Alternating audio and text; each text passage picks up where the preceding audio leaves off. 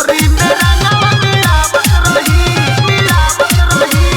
लहंगा में डाल के म्यूजिक बाय मोहन यादव। लहंगा में डाल के हिलावत रही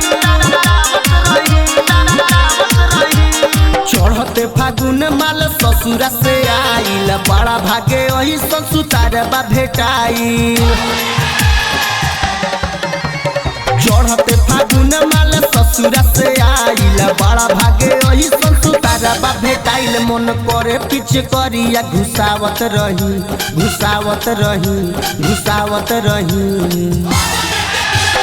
ढोरी में रंगवा मिलावत रही लहंगा में डाल के हिलावत रही।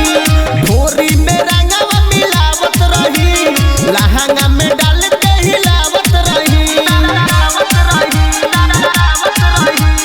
ढोरी में रंगवा मिलावत रही म्यूजिक बाय मोहन यादव। लहंगा में डाल के हिलावत रही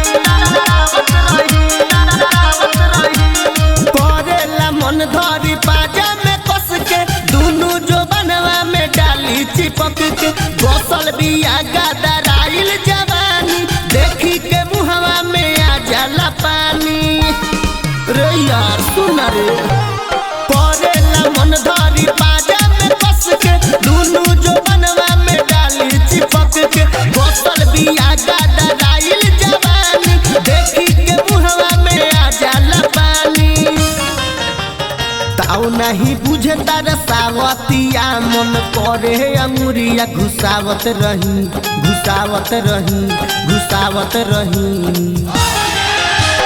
ढोरी में रंगवा मिलावत रही लहंगा में डाल के हिलावत रही।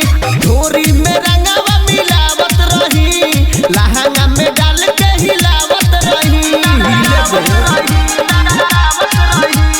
ढोरी में रंगवा मिलावत रही म्यूजिक बाय मोहन यादव। लहंगा में डाल के हिलावत रही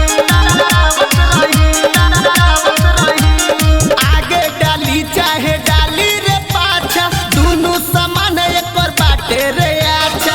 अरे ना कहे रंगी दुनु जो बनावा चंदन के लागल बा करे पमनवा। आगे डाली चाहे डाली रे पाछा दुनु समान एक बाटे रे अच्छा। अरे ना कहे रंगी दुनु जो बनावा चंदन के लागल बा करे पमनवा। राजा एहसान कुन दनवो कहे खूबे ढूरा माटी से नेहावत रही